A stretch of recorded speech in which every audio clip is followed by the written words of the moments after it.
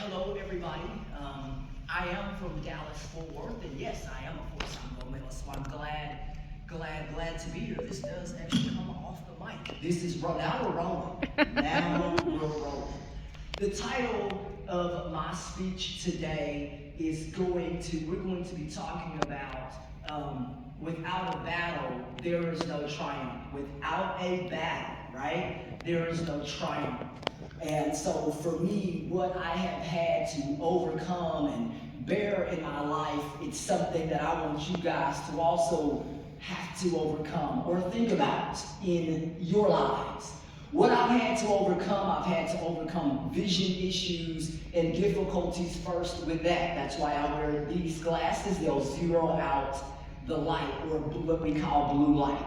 My vision picks up what it can, and I'm grateful for that. Having to overcome astigmatism, which is another medical condition that means your eyes shake like this. And I also have astropia. That means that you don't have necessarily the right control of each eye, where somebody may be able to do something different with their left eye, or close one eye open and things like that. So for me, I've always been blessed in my life to overcome a lot of the things that society has told me that you will never overcome. And my vision is one of those, because that's something you're born with. You're born with a vision issue, but that doesn't mean that society should tell you any different, or that you cannot perform. Fill in the blank. What's holding you back today? Is it this? Is it testing? Is it, do I have a disability, right? Because some people may not have a disability like me, right? They may not have that. They may have other things going on in their lives that they may say to themselves, guess what? I have to overcome that too. Fill in the blank with that too. And in my life, overcoming the vision issues, I'm doing that. I find my way in life by overcoming every single obstacle within the battle of my life. And for me, finding opportunities, regardless of what people say about me and where, I continue to strive, I continue to thrive, and I continue to overcome every single thing in my life with impunity. I know that in my life, the way that I find my way, and the way that I look at things may be different than other people. I also live in the South, and I've also had to overcome a lot of things in my life. I've had to fight through racism and other things. I've had to fight, believe it or not, I'm a woman. I've had to deal with that kind of stuff in the South. If you are African American, you understand what I mean. Lean on me, right? You had to lean on a higher power, because the things that you went through in your life caused you to say, I want something different. And for me, I began to find my way in the South. I was born in the South. I was born in Texas. And finding my way in a pool was the best thing for me to know that I can do anything regardless of my visual limitations. And I knew to myself that I could do this if I just thrived and said to myself, I'm going to find the water. And we did. My grandmother signed the paperwork that I needed to join the swim camp. And for me, when I went there, I had all the kids screaming and yelling, and they were all having a good time. But I was frightened, because I had to do things a little different. When you have a vision problem, your hearing is what? Greater than most people. And for me, I could hear kids screaming in the distance, and I thought, well, what's happening? You know what I mean? Because when you're hearing things, it sounds a lot louder, and life can be loud too, and life can be soft too. And for me, going in there, knowing that I had what it took, but I had the fear of me to say to myself, I am going to do this, and I'm going to do it well, even as a child. And doing that well is called swimming. Knowing that the water that day, I will tell you this, the first day I went there, I want to make you imagine if you were there. It was cold, right?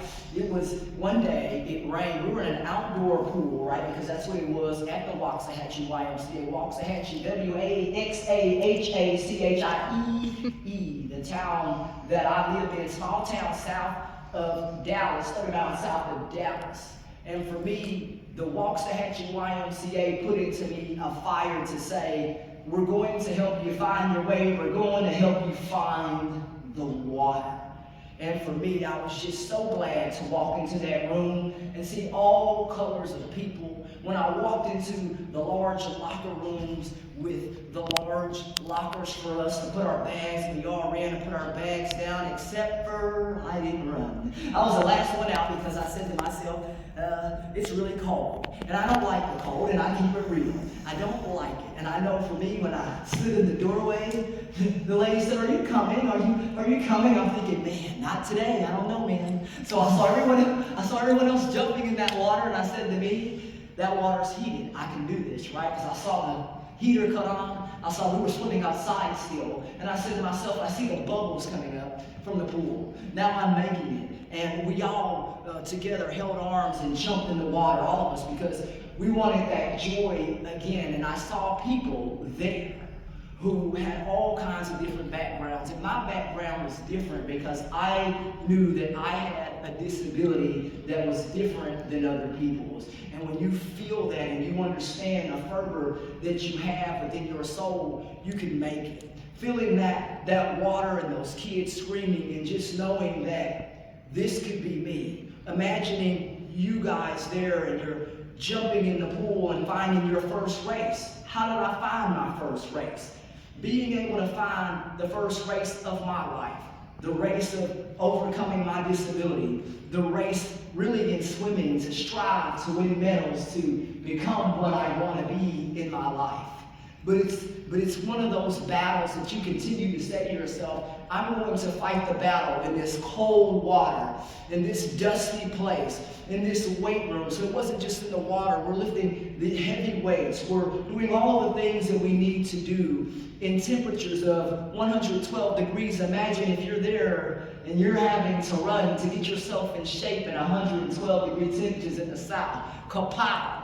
Talk about whooping yourself into action when you know that life can also shape you into action to make you be what you want for your life. Meaning changing your life to capitulate to other people, that may not work. You have to find what works for you in your life and write down the word define. If I'm going to define my life, I'm going to rewrite my life and I'm going to start over. Swimming certainly allowed me to do that. As I began to grow and win races and find the pool again, right? And that's something when I say again, because even with the pause in my life and knowing the things that go on, like the pandemic and other things, even that did not keep me from the joy of swimming. I think in this life, you just enjoy a story. And my story is that of resilience. My story is that of overcoming every obstacle that has been put in front of me, regardless if you're black, white, purple, whatever the color of your skin is. None of that should matter. What matters in this life is, can I perform under the pressures that are given unto me? We are all called to be great. We are all called to be different. And we're called to live and be ourselves, but also including those who are different. God calls us to do that, whether we believe in that or not. We'll say higher power, because some people don't. But I believe in this life that we are all shaped by our environment. We are shaped by what has been put in front of us and what we have had to overcome in our lives. And I think when you write 3 things down today in your life, and you think about what is it that I'm stuck with in this life that I can now springboard from. And like I said, for me, I dealt with a lot of things, but finding my way in that water, that is the best opportunity that I've ever had as a 4-time gold medalist, and knowing that I've done it.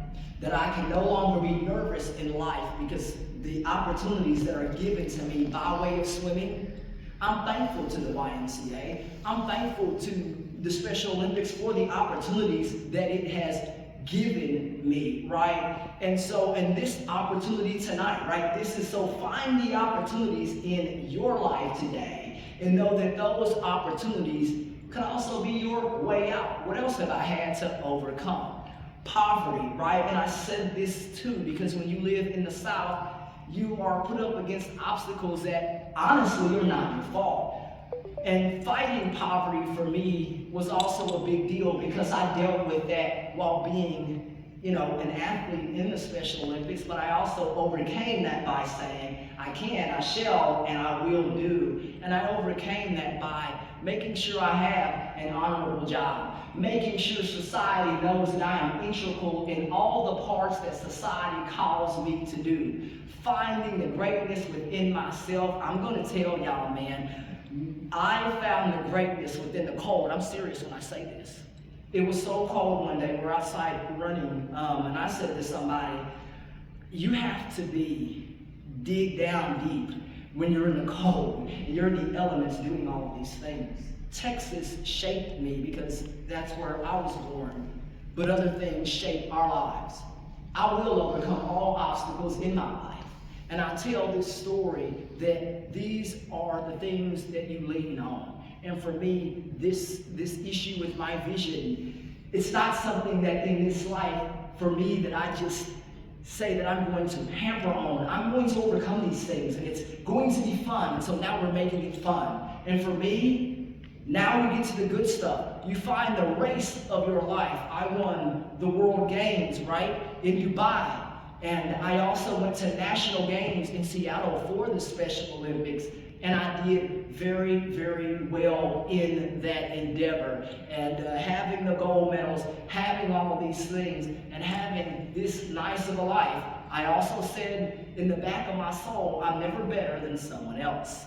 And all of that has helped to shape my story and help people understand that I am going to do everything in my power to make and uprise people, meaning helping them overcome their obstacles too. I think that's why I'm here, to help those with disabilities say, I can do these things. You take a walk back, you take a step back, and you look at everything that has been put in front of you, and I've done that. And it's time to laugh and have a good time, and now I can. And I think telling the story of my life and my issues, it's the best. Because it's not an issue if you can make it be fun. And for me, it's been fun. It's never stopped me from playing sports. I actually played for a women's professional football team called Arlington Impact. And I tell you what, imagining that I'm there and you're there too, feeling people tackle you in these things, running in those elements again, it's hard playing football. The workouts that we did, even in that sport, two workouts per day. So there may be a workout in the morning, a workout at night, right? But it also says to you, if you can strive through all of that too, that you're here for a purpose and to define your purpose within you. And telling my story, I hope that within that you find something in your life that you can reflect on and say for yourselves, I know I'm great. I know I can do these things and I'm called to do that. What is that in your life, and what do you think that you are called here for? You can write 3 things down that you believe that you are called here to do. For me, thing number 1, I'm called here to help people overcome the fears of being disabled. I'm going to say that one more time. I'm here to help people overcome the fears of being disabled. I feel like that is the purpose and why I am here. The second thing, I am here to help people understand that their differences should not be a hindrance to their life, right? Number 2. The number 3 reason that I am here is to teach people how to swim and become a great swimmer. I'm a great swimmer, and I want to teach black, white, old, young, and all who are different, or even people who are not different. They may come together in various ways. I want to teach humanity how to swim. I want to teach people of color, African Americans, and those of low income who cannot afford it, how to swim. Someone asked me, what's your purpose? Overcoming the battles in my life as well. Number 4. I just know that you guys understand what I've been through. And I think this story helps resonate with a lot of people. If a woman that's blind in one eye, right, as I am, I'm visually impaired, blind in one eye, can, hallelujah, have a driver's license, because I was told I would never do that. I was told I would never drive a car. And I was told many, many things in my life because of this problem. Or so society calls it a problem, I don't. I just call it, I'm learning a little different. I think in this life we all learn a little differently in this life. And that's fine. My life is great, and I hope your life is too. And that's what I want to help do. I want to help to motivate, help people to teach them what it is like to work hard with a promise, to work hard with help. There's nothing wrong with asking for help if you need it. In this life, a lot of times we are told not to do that. Make sure you reach out and ask for that assistance, because in my life, I had a hand up from my grandmother. I had a hand up from a village. It takes a village to raise a child. And that's how I was taught in the South, that we all should come up, we all should hold hands, and we all should make sure that we all have. I was taught this, and I think this is the best thing that we can all learn in our lives, is that we have a purpose, and we want to make sure that each and every person can define theirs. And I'm grateful, guys. And I know that this day and this time, I know that there is a purpose for you, you, and you. But I also know that this, what I have and what I've overcome, that doesn't hold me back today. You are here to know that there's nothing holding you back. And for me, I'm going to get out here, live life, have fun, and continue to motivate the people in my life. I want people to know that I am an author, that all of these things I was told I would never do. But I'm an author, like he said, I'm a 4-time gold medalist, but I continue to be something greater. I work with the homeless. I teach people. I work with the homeless every Thursday night at my church, Broadway Baptist Church. And we accept everybody, doesn't matter if you're religious or not. And I think that's how society should be. Society should be, whether you're religious or not, let's make sure we bring people into the fold. That's fine. That's the reason I'm here, to bring people into the fold from all different places, to say, regardless of your political, regardless if you are not political, because some people are not, right? They're not political. And for me, walking and talking in Texas, oh my goodness, being political, it's kind of tough. You're like, boy, are you a Democrat? Are you a Republican? I'm like, well, I work with the general public. That way can't nobody get mad at you and say you are working, right? You're working for the general public. And so when you work with the general public, you're working with everybody. God is good every day, and he continues to make strides in my life. And I think he'll make strides in your life. I'm appreciative, guys. I really am. And I'm glad to be here. And I hope that, sorry, I didn't know if that was sorry. And I hope that my testimony uplifts you, and I think it does. And I think it should, because your disability, fill in the blank. What is your disability right now? What questions or what are the answers to solve for your lives tonight? These are the things that I want to leave you with, right? The word hope tonight. You have hope in your lives because you can look at me and say, this person overcame all of these obstacles, from the vision issues to not in my life. I didn't have much help in my life when it came to the outside, but my family believed in me, right? You have to have that. My family was my backbone, and they still are. My grandmother passed away, so that's really tough. I lost my mom this year as well. This last year, excuse me. She passed away. Death also changes us, but in a defining way, right? We all deal with these things differently, and for me, someone said, what has changed you this year? And that was losing people close to me in my life. But losing those people, I never forget what they taught me. And that is something that I want you to think about. Who's teaching you integral things in your life to make it? Who's teaching you the things in your life to be a 4-time gold medalist? Because you can do the same thing that I am doing right now today, with a little help, with a little hand up, not a hand out. Hand up, not a hand out. These are the things that we want people to understand. It's like nothing wrong with asking for a handout if you're needing help, right? There's a difference. And I've always been that kind of person that I've always asked for help because I think I need it more than others. Lean on me is the third part. Leaning on somebody and understanding that they're going to be there for you. Whether you're black or white or whatever your color, find somebody that can be there for you and define your life. Those are the things that we are called to do. And I'm just so grateful, guys, to be here and share my story. And know that when you're swimming upstream, man, and you're realizing your dreams, man, I'm realizing my dream right here tonight on this stage, believe it or not, because this was one of the first speaking engagements since the pandemic. I've had other ones, but in traveling outside of my state is what I mean. Since the pandemic has concluded, I will have a chance to be able to tell my story all over. And my story has left people in tears and these kinds of things because they realize when you Google Ashton Smith Special Olympics, this is how you can find out more about my story on the internet, but also meeting me in person if you can. I'll be in the back room or somewhere here signing autographs as well, or talking to people because I want you guys to understand my story. It's fun. Swimming's great. It has offered me a lot. Now I move into the endeavors of my life of public speaking. That's what this is. And I get to enjoy it and take a deep breath and say, this is now a career. And that is something that I am happy to say because for the first time in my life, I am actually getting to do something that I like as well. Swimming, I love swimming, but I like this as well too because you get to have fun.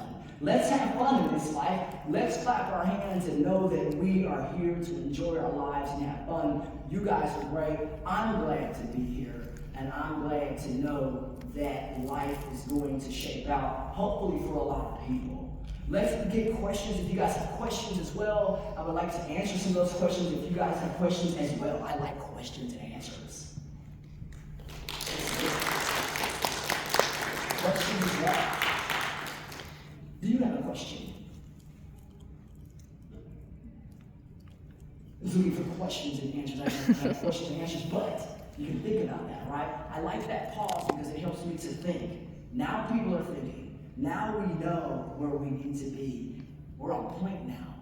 And this is what the arrow says for me. Put your life on point. Help people put their lives on point. And help everyone come up, whether that's physically, financially, because everything's not just financially, right? That's what I want in my life, is to help every single person feel like they can achieve everything that I have done. And if you can achieve everything that I have done, then you're in the right place, but also achieve stuff for yourself, not just me. This is the things that I want you to know because I've been able to achieve things for myself without listening to what people think, say, or write. That old internet can be mean. He said that on stage. That old internet can be mean. But even in public speaking, you have to ignore all of that and say, I'm here for a purpose. And when you're here for a purpose, now we're happy. I'm glad to be here. I'm grateful, guys. And I'll continue to step forward and continue to tell my story of a 4-time gold medalist and author. Looking good on time as well. What's our time as well? We're looking good. I appreciate you. I always try to keep a time because now this is the point where we tell people to go meet me and sign autographs. You guys can Google my story at Ashton Smith Special Olympics to find out about my story. You guys can also purchase my ebook also online. And you can also purchase a paperback book, Swimming Upstream to Realize the Dream. That's the name of my book. I'm really, really happy and just so glad. And I will continue to do the best that I can with the ability that is given from a higher power. We'll say that because a lot of people and some may not believe in what I believe, but that doesn't matter. Find love, find structure, find hope, find positivity in your life, and may positivity, hope, and structure find you. These are the defining foundations of my life, and this is what has helped me, having that structure. I love you guys. I'm glad to be here. And I'm happy. And I got a big smile on my face. And I hope you guys have sweet dreams tonight. And may God be with you.